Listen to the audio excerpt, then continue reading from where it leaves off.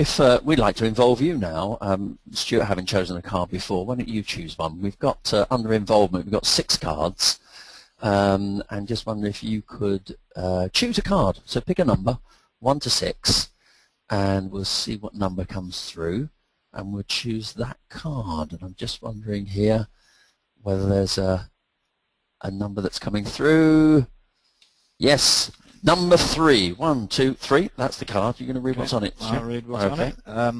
Listening, an important route to more engagement is by being an active rather than a passive listener. And the suggestion here is show genuine interest in a member of your team today and give them your undivided attention and curiosity. There's a quote here from Alan Alda. Real listening is the willingness to let the other person change you. Yeah. Just checking if there's any questions coming through so that we can respond to those at the moment. Okay, not appropriate right now. So we're going to move on to the next element, which is developed. Okay, so it's quite a natural leap, really. If you are involving people,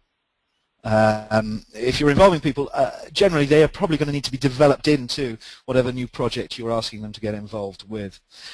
The reason why developed is such an important pillar in this framework of engagement, there's a lot of research that shows that people would rather be developed than receive a salary increase, surprisingly. Why is that? Well, nowadays in the workplace we have 3 generations of people working next door to each other. So we have baby boomers, those over 55, and their ethos was to live to work. Really, they were very committed to their work. Then there was Generation X, who changed their philosophy and became more about work to live. They wanted more a sense of leisure and freedom and enjoyment. Now we have Generation Y, which is sort of below 27, and the research that's just come out from the London Business School is showing that they work to learn. Yeah. They're aware that there are no such thing as jobs for life. They're aware that talent can move wherever it wants and command good money. They're aware that they saw their parents who committed themselves to organizations only to be let down by those organizations. So now there's a real feeling amongst Generation Y. They work to learn, to grow, to develop. So learning becomes an absolute central part of both work and life. There's no separation in that. And equally, there's no separation in the way anybody learns. You learn you develop your whole self, basically, all parts of you. And if you can actually develop the way people think, feel, and act, the cognitive, the emotional, and the behavioral skills, that's when you actually get increased performance. The old thing, grow the people and you'll grow the company. So how do we do that? I know you're going to ask that. I was going to ask that. What's the very best way to do that, Michael? Perfect, you should suggest that. I'm going to talk to you about an integrated approach. Again, if people are learning in every aspect of their life and work, then actually this notion that, okay, you've got a development plan, but how do you develop your skills? Well, obviously you go on workshops. There's formal development going on, and that's the sort of area that we deal in. But a lot of people are learning on the job, and there should be a link between the sort of skills you're developing in the workshop and rehearsing skills you then implement on the job. And stretching assignments, challenges are very, very useful, but you need support, really crucial, and this is where coaching and mentoring comes in, and managers who are continually providing feedback. And finally, yes, there are the other elements that can support you, like, apps on your phone or going to a lecture or reading, that sort of thing. And it's all working together, the whole thing working together, that actually allows somebody to learn, to apply it, and then to practice so that they hone the skills. Very good. So development there as a way of taking care of the psychological human need to grow and to develop. And we're going to take one of the tips cards now, and in fact I'm going to turn the tables. I'm going to ask you, Michael, to choose one at random. I'm choosing one. Got 2, got 1. Feedback. I mentioned feedback. This is useful.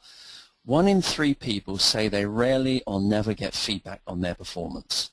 To engage your people's talent, regularly tell them how they're doing. Seems so obvious, doesn't it? But it's scary that people don't get the feedback they need. And often it's interesting, isn't it, that even negative feedback is welcome more than no feedback at all. There's a tip on here, an action to take, which is look for any opportunity today to be invited to give someone personal feedback. And Ken Blanchard, quote from him, feedback is the breakfast of champions. Heard that before. Very good. If you're asking people to develop, to grow. Oh, do we have a question? Yeah, we have a question here.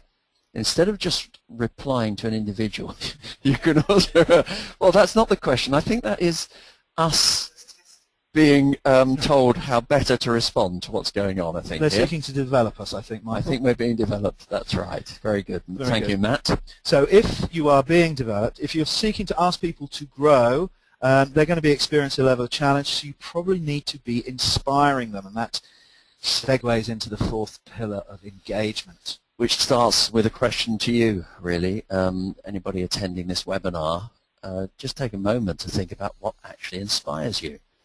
When you're feeling low or your batteries are running dry, you know, because inspire is to breathe in, and as you breathe in, you know, you kind of re-engage and re-energize yourself. And it can be books, films, cinemas.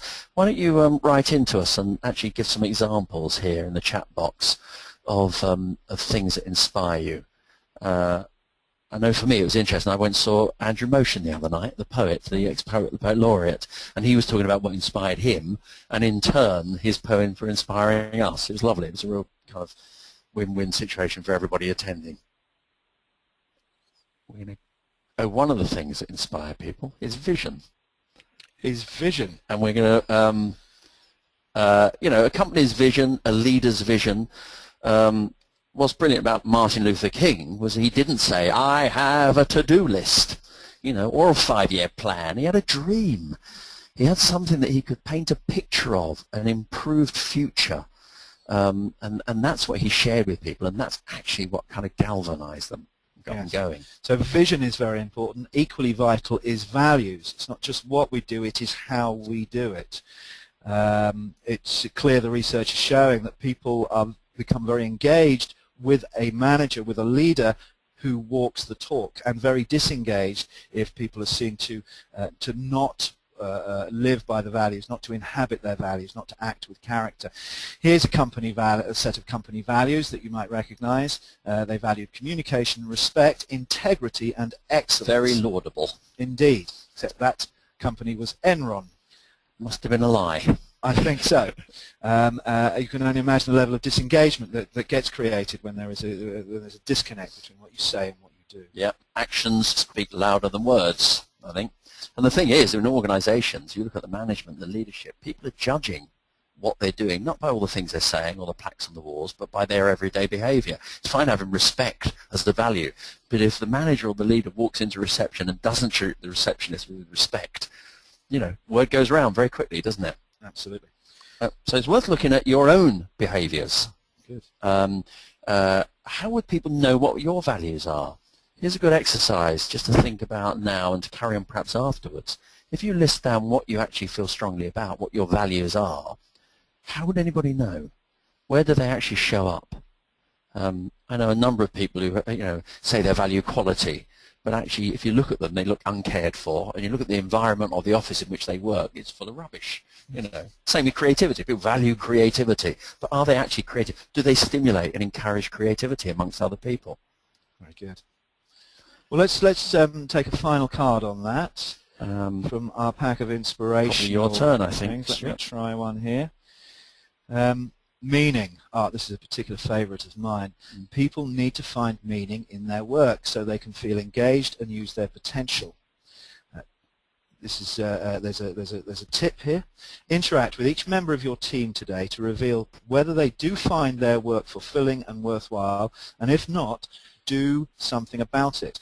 Now, it's ironic we should have chosen this card, because the quote that comes up on this is the quote that we would use to wrap this up, this webinar up with, which is from Terkel, and he said work is about search for daily meaning as well as daily bread. And if I can just give you the full quote on that, work is about a search for daily meaning as well as daily bread, for acknowledgement as well as cash, for astonishment rather than boredom, in short, for a sort of life rather than a Monday to Friday sort of dying. It's a rather scary alternative, isn't it, actually? And people do want that, and, you know, having an organization and a workplace where you look forward to going to work is inspiring. Now, are there any questions at this point? Just checking out because we have a little bit of time here, fortunately. We're just checking in here. There's a question coming through from Matthew Hudson, who's related to Mrs. Trellis of Carnarvonshire. And as it's not a very good question, we're going to move on. Okay, actually, I think what he's asking, I suspect other people are asking as well, is if you've done a survey and engagement has come low on the score, on the employee engagement score, where do you start? Actually, where do you go about it? Now, I know the VIDI model gives you a thing to think about, but what would you actually do to kick off a talent engagement scheme, for instance? Well, I think probably the first place to start really is to actually engage your people in engaging your people. Perhaps a bit tautological, but it's about getting together a bunch of people who would be interested in increasing engagement and getting them involved in the project rather than just this top-down leadership, senior leadership-led program. You're all going to get engaged. Let's find out what that really means on the ground floor. So you engage people. You can train them as champions of engagement. You could have them do some diagnostics around the engagement. You could then perhaps create some workshops that help people understand what it means to be engaged. So you get the employees committed to engagement and the senior leadership committed to engaging the employees. It's amazing the results, isn't it? That energy that you release by simply involving and engaging people, kind of just makes everything happen. To recap on the 4 elements here, and again, this will appear in the practical guide if you ask for a copy. You can see the 4 areas listed in a bit more detail. And what you'll get a lot of tips and ideas and techniques under all of these headings. What we're interested in right now is what you will do in terms of action. What do you actually take away from a webinar like this? If it's one idea, one thing that you will go out today and do differently as a result of the last half hour, what might that be? And if you want to use the chat box just to let us know what that is. We're going to need to wrap up in a second. Any of those questions that we haven't answered, we're very happy to answer after this webinar. And those who email us will, of course, receive there